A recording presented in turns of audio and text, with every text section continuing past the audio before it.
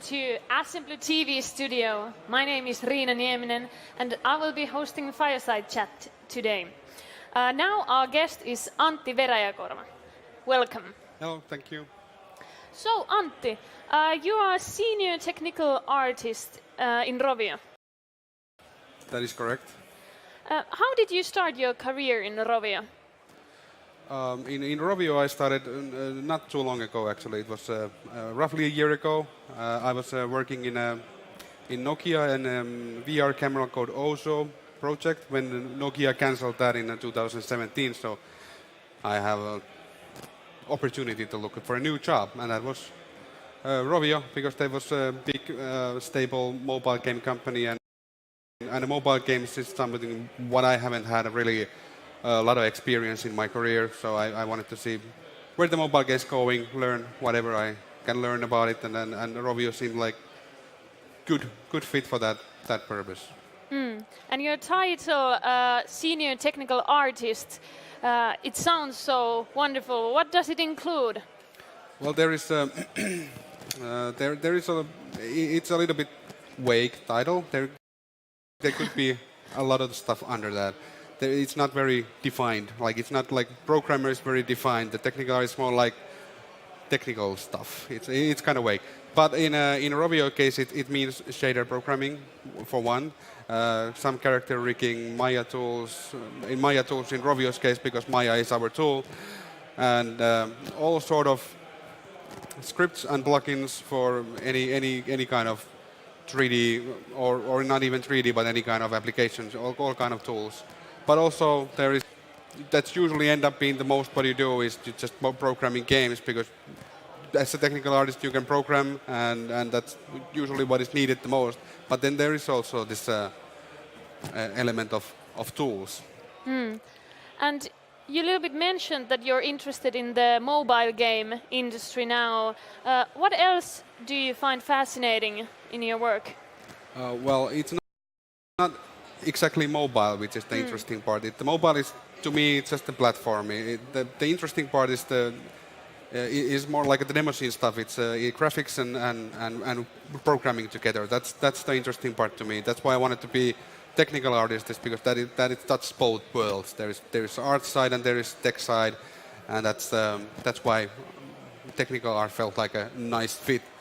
And I was never very into the very hardcore programming where is the binaries and bits and stuff. That was more like that's too much. I wanted to be more like where I can see cool stuff happening on the screen. That's where I wanted to be, and technical art is a good part for that. And then you can do exactly that. And mobile, in that sense, mobile is interesting because there is a limitations on the device, on the platform. There's you need to think about it a little bit more when you're doing PC. You have much more powerful device to back you up, and in a mobile you need to think about it a bit. And sometimes that is frustrating because you can't do as good as you could, but it's also interesting. But mobile is just a platform. It's more like the art and code what intrigues me on the game development. And you're kind of the bridge between art and... Well, yeah, that's usually how people see technical art. It's being between the art and code, and that most cases are true, yes. And how big is your team? Currently, our team, we are doing prototyping for the game. It's not very big. I think it's a 12 person. The company Rovio is quite big, like 200 people or something, and not only in Espoo, but our current team is not very big. It's 12 person, I think. And does the big company, how do you see it in your everyday work life if the team is still... It's a little bit different. I have worked in many size of companies. Like Remedy was maybe 120 people.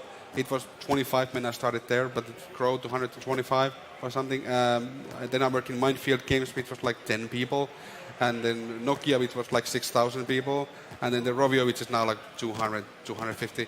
And there's many good things for the what a small company has, but big companies that like in a small company, I always like when there is a new car in a yard.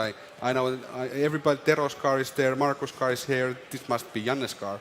He had a new car, so I kind of like that. And I know everybody. I know everybody's car. But in a Rovio, it's too big. You see a new car, you don't even notice there is a new car. But of course, inside of your team, it's still a small company, and that's how they like to keep it. They want to keep like the small company feel between the teams.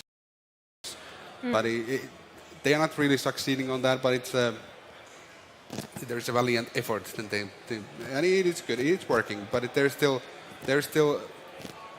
also good things. But big companies come. There is a lunch coupons, and there is medical care, and these kind of things. It's usually the stuff, but the small companies not yet have capabilities of handling. But in a day-to-day work, I think it's mostly the same. I don't really see the big difference in it. And you're a technical artist, so what do you do first when you start a new project?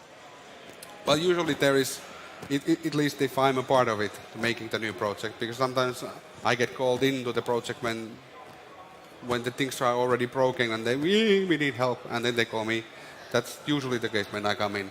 So, but if I'm already there when the project starts, then I would like to have rules how the project is defined, how the structured, where the files are, and there is some kind of it's following some sort of a logic which I can later on use when I make some tools, and I can detect things as I would like them to be detected.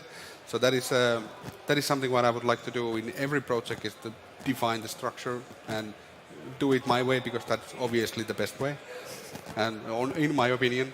So that would be my first thing. But I haven't yet. I'm waiting for that day when I'm there from day one. Yeah. And you told in your seminar that you have been a nerd for a long time and interested in game industry. So what gave you the spark for it? Where did it start?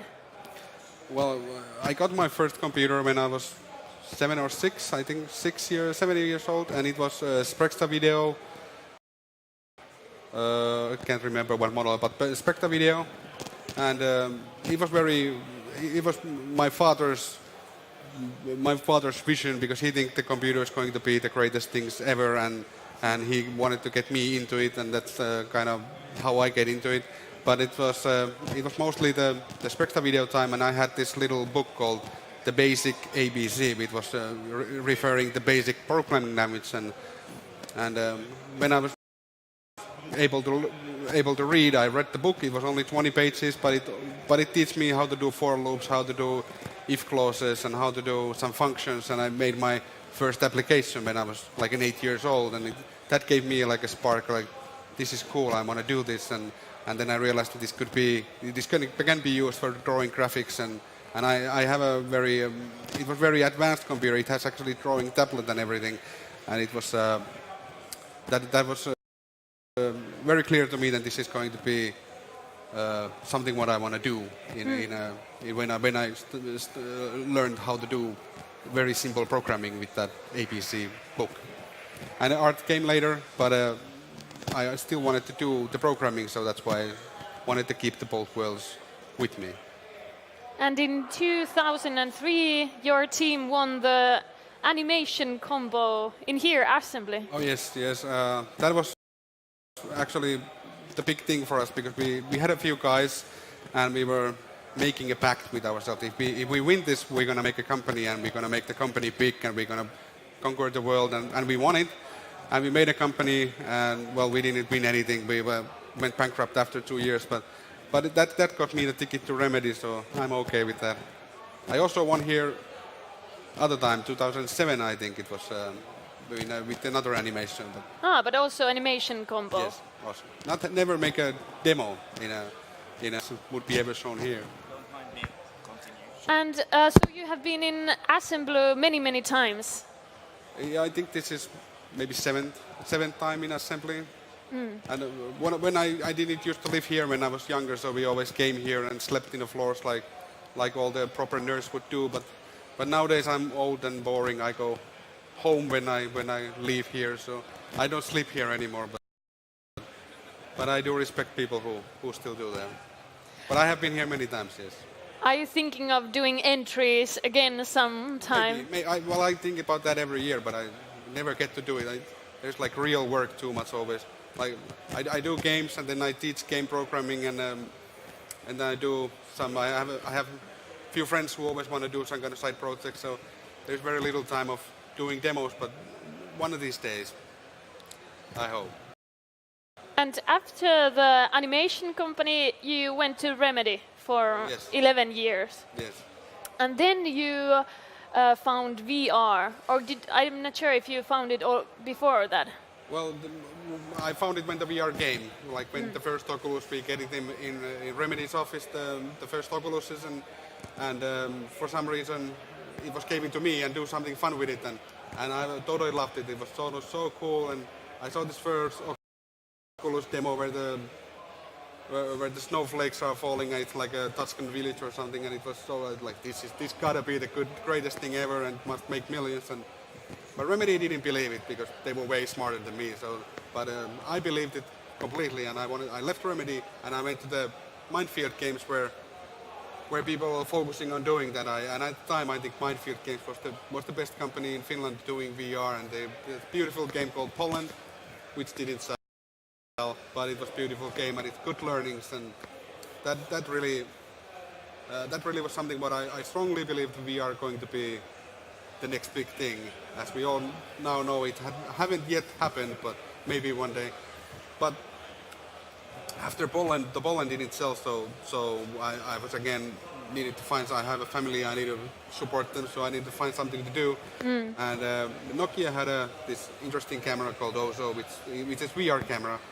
And they had a team lead position open, and I was there doing Ozo, which was great technology. I really think it was good technology there. Market was not there. Maybe the market was not exactly correct, but that is their strategy. But 2017 they needed to cancel that, and well then I went back to the games to Rovio after that. But I decided to leave the VR away for now and maybe go back to it when it's actually start happening. What do you think is the reason that it hasn't yet started to be the big next thing? Well, when I hear the Oculus pricing the first time, that was kind of shock. Like nobody gonna buy this. This is way too expensive, and I still blame them. If the prices would be 300 euro lower, it would be a different case. But I think Oculus killed it with too high pricing. But you want to go back there. There is still something that you want to learn or explore. I definitely think that the VR it's still the coolest new thing I have seen for a while, and there is an issues with that. Like people feel sick. I don't feel sick. I have so many hours in it, so I don't feel sick no matter what. But I think there is still something there. But maybe it's an AR what actually happens and not VR, or some kind of combination of those. But I still think it is coming. And I think it will come. And what about there are many engineers that want to also become to go working in a game industry. What would be your tips for those? Make games. You need to make games. Make your own games. Some kind of beautiful demo. Demo scene here. Demos are perfect. Like all the guys in Remedy, they are somehow involved in demo scene, and I think that is the one of the thing where the Nordics are really powerful. That's why the games in Nordics are so good, because we have this demo scene culture, and that is what teach people to make games. It's just demos are just smaller version of games and not non-interactive version of them. And in some way they are easier, some way they are harder, but they teaching the very same things. So I think making demos is probably the best way to get into the game. And is demo also the best way to get to be a engineer, technical engineer artist? Well, you can definitely do a lot as a technical artist in the demo side as well. And if you really want to be just in something like Houdini would be a good thing to learn. The application called Houdini, that is definitely something what everybody should learn in say next 5 years. The AAA games, they are so big, so large games, then there is no way that people can anymore manually handcraft all of these assets what they need and not even outsource anymore. There needs to be some kind of procedural way of start creating content, and Houdini is very good tool to there. So if somebody is in the school and think about that, then Houdini is the right thing to teach and learn right now. Is there something that you should avoid? What is the rookie mistake? Well, I think all the learnings are always good. So there is you can't do it really wrong. But if you want to avoid some software, then 3ds Max is going away. So all the signs showing that way, and they are turning away from game development. So maybe that is not the best application to start studying at this moment. What would be the best application? I think Maya is a good one today, and Houdini, of course, if you want to be tech art. But if just a normal art, then the Modo, Maya. I don't want to say Blender, but that is very common as well nowadays, and it is good as well, and it's free, so that's why it's probably popular. So it's not. I have learned it because I have to, but I'm not a fan of the software. But it is a good software. So Maya, Modo, and Blender would be my choice. Then what is your next step? What you are going to do next? Well, I'm hoping that I'm gonna do the next project we do in Rovio. I'm hoping that we are still prototyping, so I'm hoping that we can actually do that and make it in a great game. But what comes in somewhere in a further in a future, I still have hopes for VR, of some sort of VR. And Rovio, we just get this partnership with the Magic Leap, which is really interesting, because that might bring something. What I really want to do is some kind of AR thing, whatever that might be. I'm not yet quite sure, but it's very interesting to see where that goes. I hope there is place for me in that project, definitely, whenever that starts happening, be on my thing in 5 years' time. Yeah, I think we're all hoping that the VR will explode and we find something really new and exciting. I hope. Thank you, Antti, for being our guest tonight. Thank you. And thank you for watching Fireside Chat. You can check Antti's seminar speech from Assembly TV channel, YouTube channel. I think it's already maybe there, so go and check it. And thank you for watching Fireside Chat, and hopefully we will see you soon.